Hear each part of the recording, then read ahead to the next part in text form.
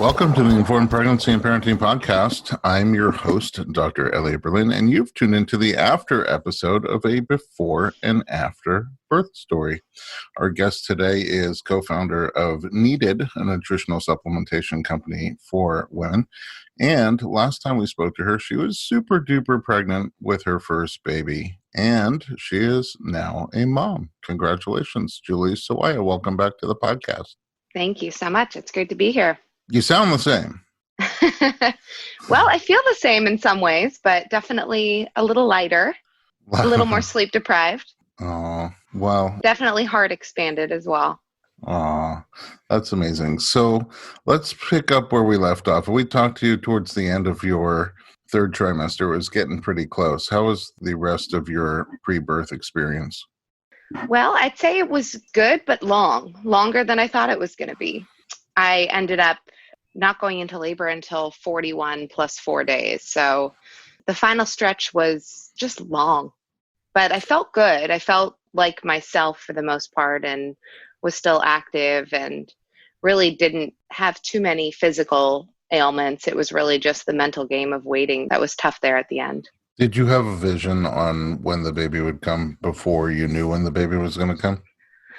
Well, my midwife very wisely advised me to think of or to imagine that the baby was going to come at 41 and a half weeks. So she was right. But I think even with that, what I was surprised by is just how family and friends' reactions would go at the end. You know, most or if not all of my family and friends had more traditional hospital births. So if they went late, they would be induced at 41 weeks. So I think somewhere in my mind, I was expecting her to be late, but not as late as she was. Yeah. I mean, it's so interesting what you just said. First of all, the terms early and late are a little vague. So, you know, ACOG, the American Congress of Obstetricians and Gynecologists, came out with new terminology a few years ago where anything before 47 weeks is preterm. But then this window of 37 to 42 weeks is term, and then after 42 weeks is post-term. So the preterm, which is really early in my mind, is before 37 weeks, and late is the post-term after 42 weeks. Everything in between is sort of on time, or in the window, with 39 and 40 weeks being the bullseye and the target. So it's kind of further broken down to early term, term, and late term. So you have preterm, early term, term, late term, and post-term.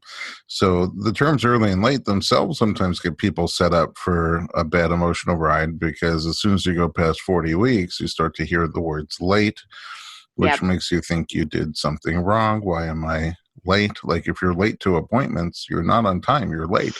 But if you give birth after 40 weeks, you're still on time. You're just after this artificial quote unquote due date.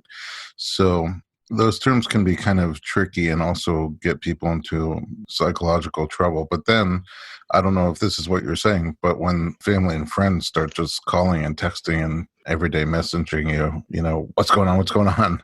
That can add even more pressure to you. But it sounds like your midwife had like the sort of calming voice of like, don't worry, this is when this typically happens.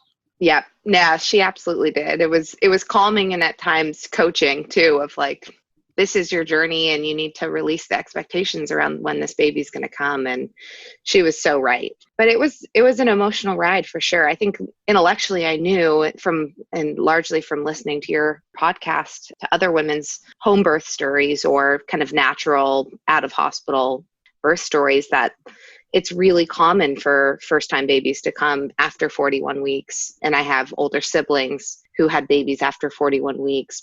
And yet I still think I was probably the longest gestation of anyone I knew.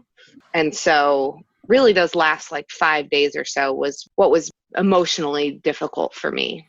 And I think that, you know, there were well-meaning, we spoke about this on the last episode, but my family is very much in the Western medical field, a lot of doctors and nurses in the family. And so I think they were really well-meaning in their concern, but it wasn't just, you know, when's the baby coming? We're excited. It was like, is the baby okay?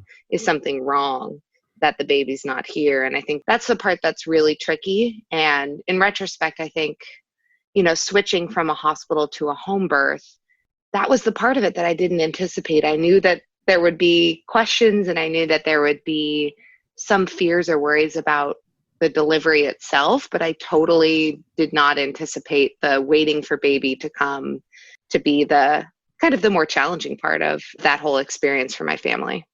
Yeah, I mean, even without that pressure, kind of nerve wracking as you enter 37 and 38 weeks, knowing, okay, we're in the territory. Yeah. Could be tonight. It could be another 3 or 4 weeks. It's just Yep. it's a very interesting time, especially with your first. And if you add pressure from eager family members who are also a little skeptical of your choice, then I can imagine it adds a lot of pressure. How did you keep busy for that last week? Well, so as an entrepreneur, I ended up working really right up into my due date. So the first week, so between 40 and 41, was sort of like a vacation, or at least that's how I was trying to think of it, of really trying to use the time to mentally decompress from work and try to create a little bit of separation and distance. I came in for chiropractic work and massage, and I was doing weekly acupuncture at that point too, but really just tried to relax and take my mind off of it. And that first week was great and sailed by. Second week was where it was a little trickier emotionally, as I mentioned, but just kind of kept on with I was seeing my midwife every few days. We did do an NST at 41 and a half weeks, a non-stress test. Just to make And sure baby was happy as a clam. exactly, yeah. And that all looked great. She looked great, and the OB and my midwife had no concerns at all about continuing on with the pregnancy for another several days. But I think it was right around 41 weeks, we met with our midwife, Bliss Young, who I think has been on your podcast before. Yeah. It was wonderful, and just kind of game planned what that last week would look like, because the window of delivery for a midwife at home is up until 42 weeks. So, her perspective is very low intervention, which is in alignment with at least what I was hoping for. But, there are some natural ways to kind of induce labor that you can kind of accelerate leading up to the end, starting with some homeopathic options and some herbs. And then, of course, there's castor oil that she usually reserves as a last ditch effort to make sure that you hit your home birth window. So we made a plan for that week. And then honestly, it was just, how do I release expectations around, is it going to be today? Is it going to be tomorrow? And during that time, I was having what I thought it was either really strong Braxton Hicks or it was prodromal labor that would start up in the evening and then dissipate by morning. So that contributed to that feeling of, is it ever going to happen? Is it going to happen today? Is it tomorrow? When is this baby ever coming? So really just tried to do what I could to take my mind off of it and relax into it. And I think having that loose plan of, okay, there are some things we can do was helpful. But in many ways, probably the most helpful thing I did was just try to let go of doing something, because you are not in control of, unless you are going to get induced, in more of the medical sense, there really isn't anything to do. I always wonder what it's like for other animals that don't really have that neocortex to think about it. They must sense that they're pregnant and things change, and they must sense that they're getting close, but they don't have any hard deadlines or relatives calling them or anything like that. I wonder if it's for them just a kind of a calm period, just easing into it, whereas we drive ourselves a little nuts about it. Did you ever end up needing to do those kind of herbal interventions? I did, yes. So I think at 41 plus 3, after the NST, we started a couple of homeopathic medicines that, my understanding of it, and I'm no expert in homeopathy, but my understanding is it either works or it doesn't. So you try them, and if they don't work, they don't do anything, no side effects, just either works or it doesn't. And they did not work for me. So that was the evening of 41 plus 3 after my NST. And then the next day I tried a few herbs. I think willow bark extract was the one that I tried that morning.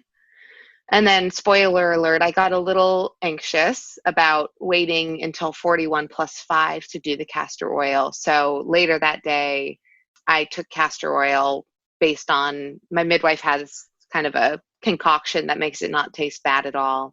Oh, what else is in there?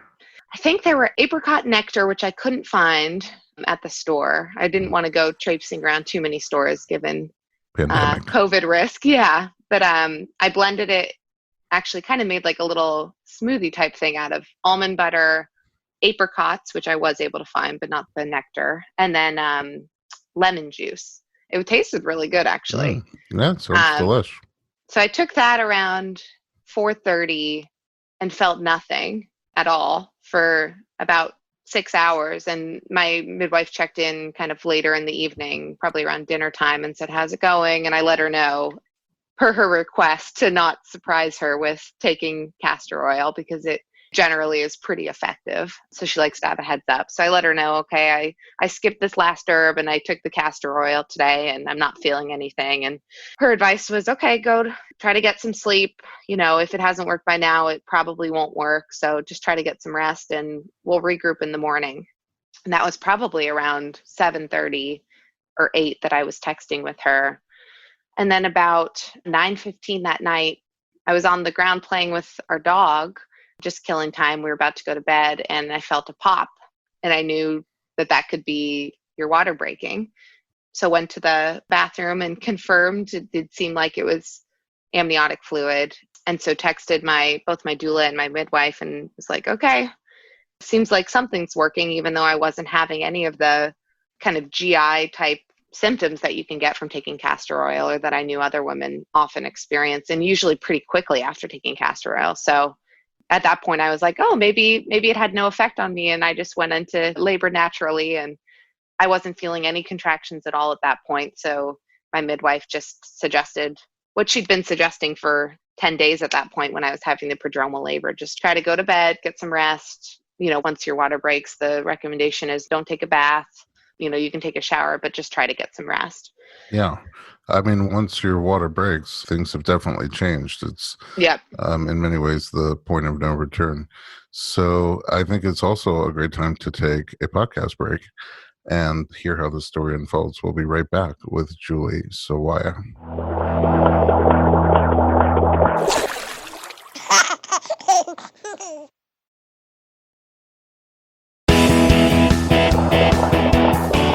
Welcome back to the Informed Pregnancy Podcast. We're talking to Julie Sawaya. And just so you know at home, I purposely did not hear this story. This is my first time hearing it. It's getting really exciting. So when you felt that pop, I'm just curious, what did it feel like? Where did you feel it? Good question. Well, certainly felt internal, probably more in my stomach than really like low down in my pelvis area. And it felt a little bit kind of like a water balloon popping, but I didn't feel a gush or anything like that. It was more of like a small amount of fluid that I felt when the pop happened. So it was a small feeling, but it was a feeling that I hadn't felt otherwise in pregnancy. And it felt distinctively like what I had heard your water breaking can feel like. And then once you went to check, did you have any doubt? No, there was a little bit of vernix in the amniotic fluid, no meconium, which is something that I was watching out for, because on the ultrasound at 41 and a half weeks, we saw some particles, which is pretty common for later term babies to have some kind of particles in the amniotic fluid. And I was really glad to see it. The OB said it could either be vernix or it could be meconium. And it was just little white particles. So I knew at that point, okay, things are happening. A relief. Yeah. It was an exciting feeling. I went upstairs and got ready to take a shower. I called my sister, who is currently pregnant. She's now 39 weeks, but she had been waiting for that call of, are you in labor? Or are you not? And I didn't actually know if I would tell anyone, but I was so excited that I called my sister and was like, I think it's happening. We'll keep you posted. And really right after making that call, I jumped in the shower quickly and almost immediately was hit with contractions that felt really intense right out of the gate. And they were all in the front of my body. Well, that's and good. And I saw you a couple days before that, and we worked on positioning for the baby. And at the ultrasound, my last ultrasound, the baby was positioned OP, so posterior, and I was worried about back labor being a problem. But once labor began, it was all located in the front, and that was really the point. Once the contraction started, that's when I started feeling the effects of the castor oil, and all my contractions were accompanied by abdominal cramping. Oy. which was not very pleasant, I it turns out. cannot imagine. Yeah. Uh, so in the shower, when you're having these strong sensations, is that exciting? Is that scary? Honestly, I think it started with such intensity that it was probably more scary than exciting. Mhm. Really pretty quickly. I remember, when my water broke, it was like, yay, this is exciting. It's happening. And I went upstairs and it was like, okay, I'm going to shower and go lay down in bed. And I was already at the point of no return. There was no laying in bed. There was no relaxing and kind of easing into it. I know you mentioned it in the first segment that you come from a medical family. In our first episode before you gave birth, we talked a little bit about how your original plan was to deliver at a hospital with an OB. Yep. And even though you were always midwific minded, it wasn't until the pandemic came about and hospital policies were getting sort of unpredictable that you made the switch. So, Yep. I mean, here you are, 41 and change in terms of your due date, and having taken the castor oil smoothie, which sounded delicious until you talked about the after effects. And then, Yeah. Wouldn't advise it unless necessary. yeah. And then now it's like your surges just seem to have started, no warm up, boom, right into the intensity, accompanied by digestive dysfunction, which is not uncommon with castor oil. So, what happens next? Yeah. Well, I think that's a really good background because the original plan that we had with our OB and had discussed with our doula was to labor at home, quote unquote, as long as possible, until active labor is well underway and I'm, ideally really far along. And I really don't think there would be any physical way for me to have transferred to a hospital at the point that I was at. They were happening every 2 to 3 minutes. And the idea of wrapping my head around that idea of walking downstairs, getting in a car, going upstairs to labor and delivery and being checked, I think that's honestly what kept me at home. There was a point probably 2 hours into labor. We were on the phone, or my husband was on the phone with our doula and midwife and checking in with them. And, in the beginning, everyone was like, okay, the intensity is probably the effects of the castor oil. Let's give it some time. And, I was talking in between contractions in the beginning and coping pretty well. And then I reached a point probably an hour or maybe 2 hours in where I felt like I'm really not coping well. And I started having thoughts in my mind of, if this is going to be 12 or 24 hours, which I knew, or pretty frequently, a first labor is longer, I started kind of psyching myself out, being really concerned about if this intensity is going to continue for that long, I need an epidural. I need to go to the hospital. And I think two things kept me at home. One was knowing that we could call in the support team, which we did, and things got much calmer for me, at least mentally and emotionally, once our doula arrived. But the other was the sheer kind of reality of it's not going to feel better going to the hospital. Like there's no way I can walk down these stairs comfortably and comfortably get in a car. And in my mind, I was like, oh gosh, it's going to be, even though we live 3 minutes from the hospital, it's going to be at least an hour until I could get an epidural. And our doula will be here in 30 minutes. So I'm just going to wait it out, was sort of the mental exercise I was going through.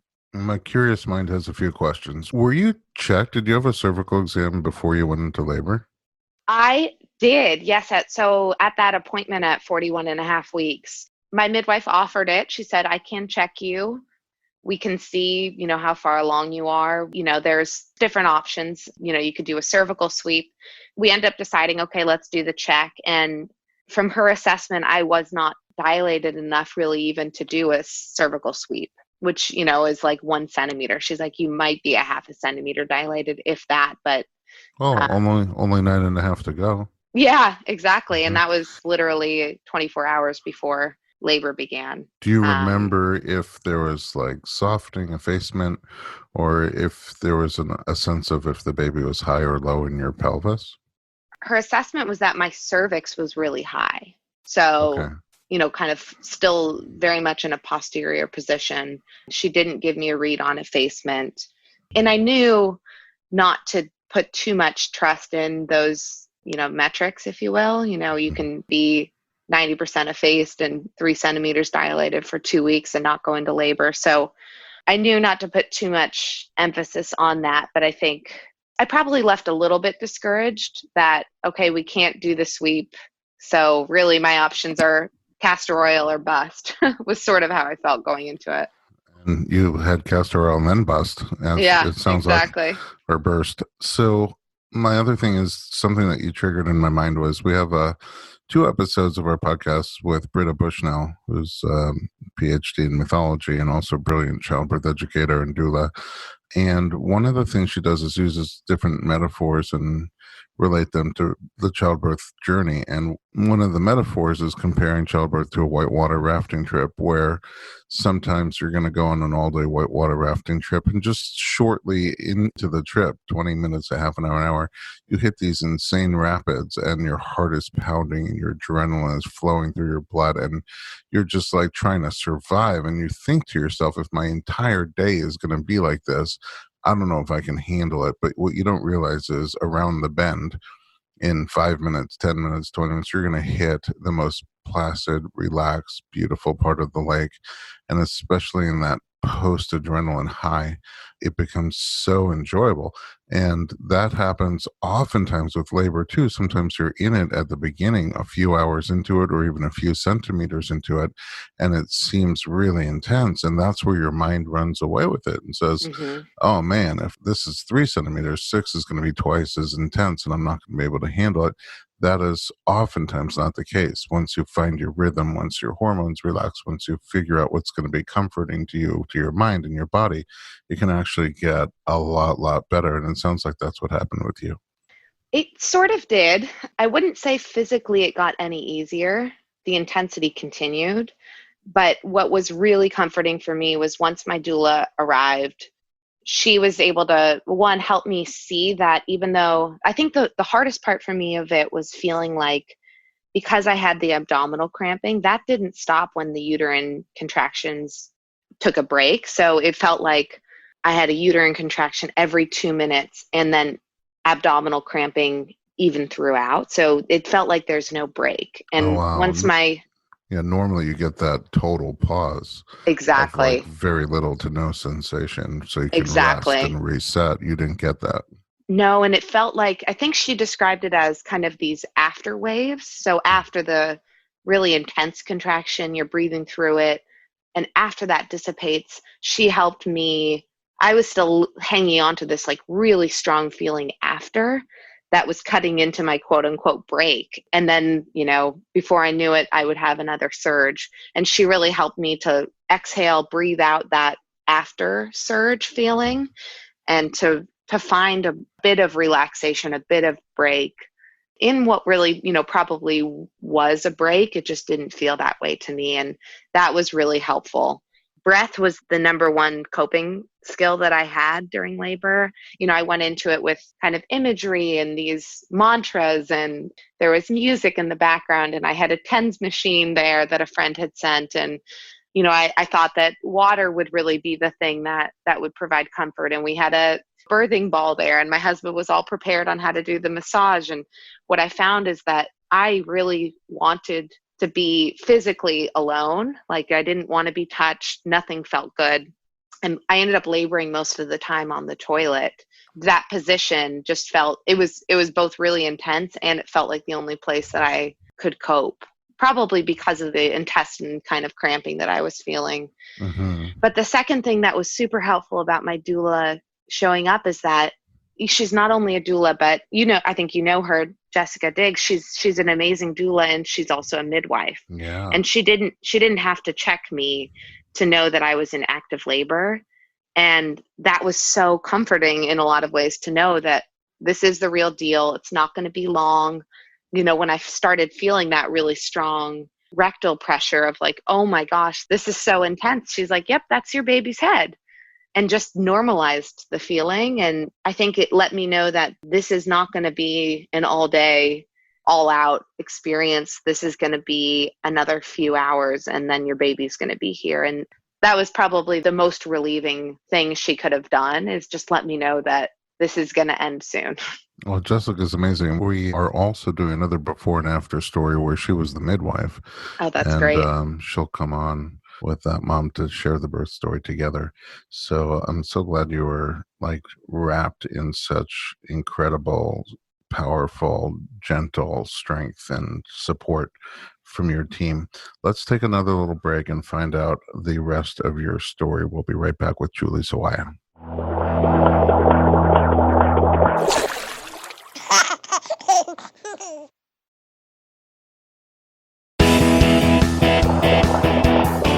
Welcome back to the Informed Pregnancy Podcast. We're talking to Julie Sawaya. She is knee-deep into this birth experience, surrounded at this point by her husband and her doula, who is also a midwife. And was your doggie with you? Oh, yes, the dog was there. We have a 3.5-year-old Shih Tzu, and we weren't really sure how the dog was going to react, but he was super chill. He was like laying on the bed, sleeping during the early part of my labor. And then once our doula got there, my husband was holding him because he wanted to be in the action. And once Bliss, our midwife, arrived, probably about an hour after our doula. So the plan was basically Jessica would arrive and she would kind of assess the situation and then give Bliss a call if she thought that she needed to head over. And pretty quickly after she got there, she gave Bliss a call and was like, yep, this is happening. You should head over this way. It's go time. So just in terms of a recap of the timeline, you took the castor oil at around 4:30 in the afternoon. 4:30 p.m. Nothing happened until you're on the floor playing with the Shih Tzu. Yeah. And that's more like 7:30? It was around 9:15, so it was like even almost later. 6 hours. But yeah, it was like nothing. And then a pop, some water breaking, and then in the shower, contractions hit hard. With also some digestive discomfort. And then what time does Jessica come? I think she arrived around, I think my husband probably called her to say, we think you should head over sometime around 12:30. She probably arrived around 1:30 or maybe 2. You know, she lives downtown, so it took a little while for her to make her way over to us. And then I believe Bliss, and by the way, I had no idea of this timeline during labor. This is all, replaying it with the team after the fact. But I think Bliss arrived around 3. And then Bliss has a backup midwife who arrived shortly after that. So the whole team was there and assembled around 3:15. And it was just such a fast process from there. I mean, this is just 6 hours after your water broke. Yep. And so how did it go once everybody got there? So Bliss came in and she has just the most calm demeanor, which you had told me about. You said that from the births that you had attended with her, she's just amazing. And she kind of came over and she's like, I remember her saying, Mama, you're in labor. This is what you've been waiting for. And she listened to the baby's heart rate with her Doppler, checked my vitals in a very non-intrusive way. I heard kind of some chattering in the background of, should we get the tub set up? Because my plan had been to have a water birth. And they asked me, I can't remember who, it was probably Bliss, said, do you want to have your baby in the water? And I really couldn't even answer. I was like, I don't know. So they started getting it ready and Bliss checked me once. She did one cervical check. And at that point, I was feeling really strong, intense feeling of I need to push. She checked me and found that I was really, really close to being ready, but I had a small cervical lip remaining. And that was the most excruciating part of labor for me, was breathing through that intense feeling of I need to push. And Jessica, my doula, really helped me through that while my husband and the rest of the team were getting the tub ready and kind of rearranging furniture in my bedroom. I heard it all going on in the background, but was totally in another world at that point. And then I think that period was probably about 15 minutes of breathing through the pushing feeling. And then Bliss came back around and said, do you want to have your baby here? Or do you want to, and here being the toilet, which I know is a position that works for a lot of women, pushing, you don't necessarily have your baby into the toilet. The midwife's there to catch the baby. But I asked her if it would feel better being in the water. And she said, yes, that it should feel a little less intense. So I hobbled over to our bedroom where the tub had been set up and was in the tub and kind of continued. I thought that I still needed to continue with that breathing through the pushing feeling. And Jessica kind of gently said, you can push now. which was great to hear. And really, I had to ask Jessica, how long was the pushing phase? And she's like, active pushing was probably 30 minutes total, which seems both shorter and longer than it really was, That's than I interesting. experienced it. Yeah. And pushing, I know some women say it feels awesome. I would not say it felt awesome to me, but it did feel good, I think, to be able to push, because that feeling of of your body telling you need to push and not being able to was unlike any I've ever experienced. It seems like it'd be both mentally and physically very challenging. Yeah. Yeah. And the way my surges were coming on, it felt to me like 4 waves per cycle. And the first 2 I could breathe through. They were really intense, but I could breathe through them. And then those last 2, it honestly felt like I couldn't stop it. My body was pushing even when I was trying not to. So pushing, having my breath work with the pushing, once we really got in the tub, felt productive. If not, it didn't feel good, but it felt like, okay, we're making progress. How did getting in water feel? It felt good. It felt like it took the intensity down. And, in retrospect, I think it probably would have felt good to labor in the tub a little bit longer than I did. But really, honestly, the idea of just like moving positions felt really tough. Earlier, when Jessica arrived, she tried to help me maneuver into a few different positions, and none of them felt right. They all felt really intense. So I think I was a little bit nervous about moving, but I'm glad I did. In Very your glad I did. 30 minutes of pushing, did you feel the baby moving lower and lower in your body? Did you feel the Yes. progress?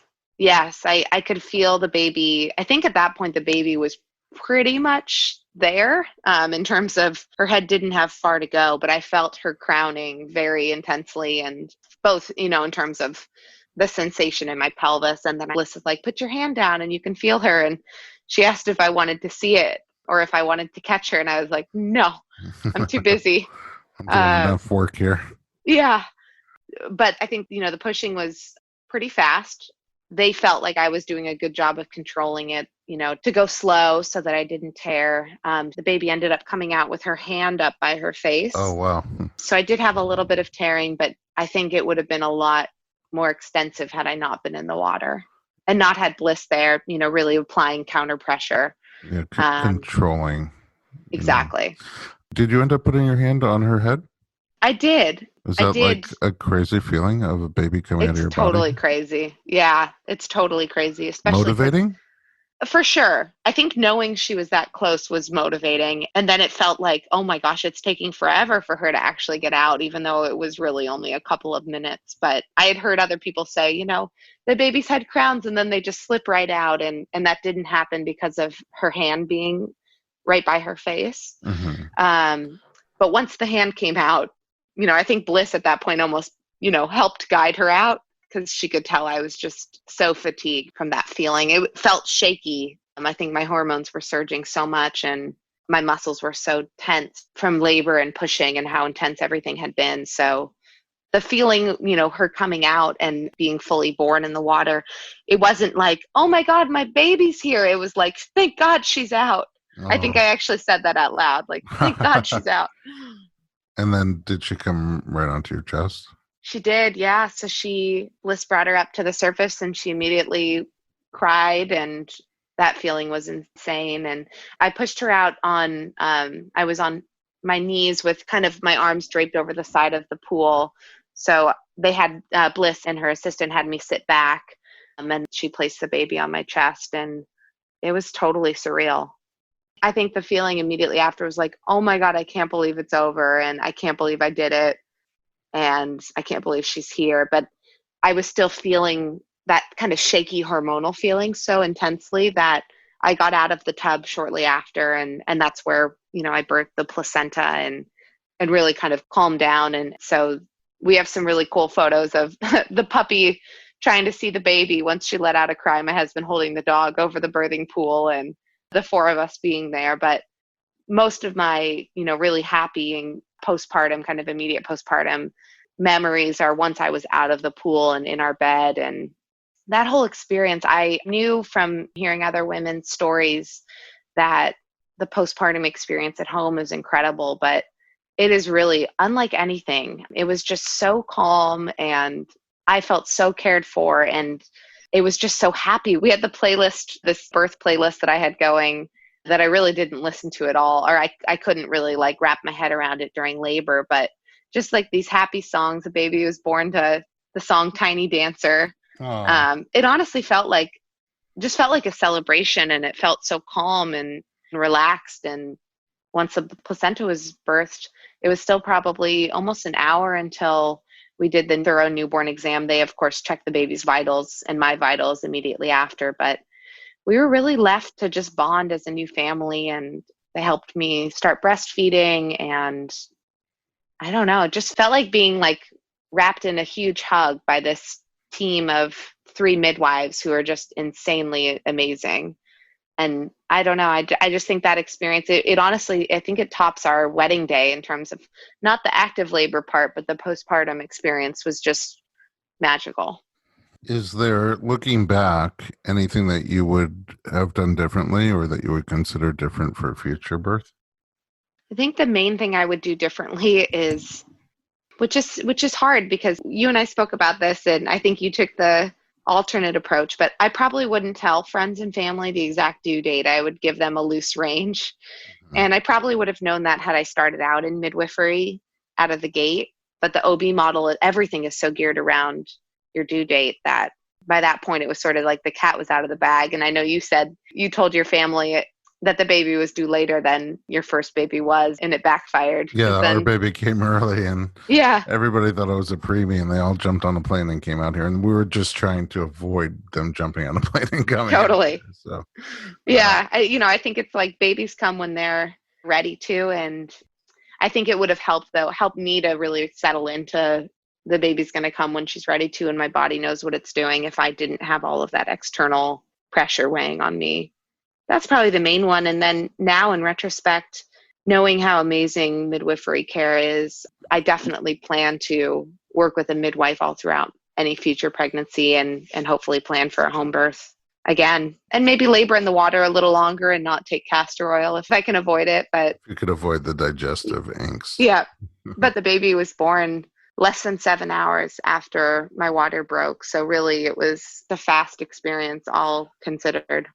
Also what's pretty cool is that you got your cervical exam 24 hours before this whole thing went down, and you were barely effaced and dilated, and your cervix was high. And I always tell people, like, that could change in a few hours. Yep. It is what it is, but don't read into it too much. And it goes both ways. You could be 3 centimeters and very effaced and still go on for a week or so.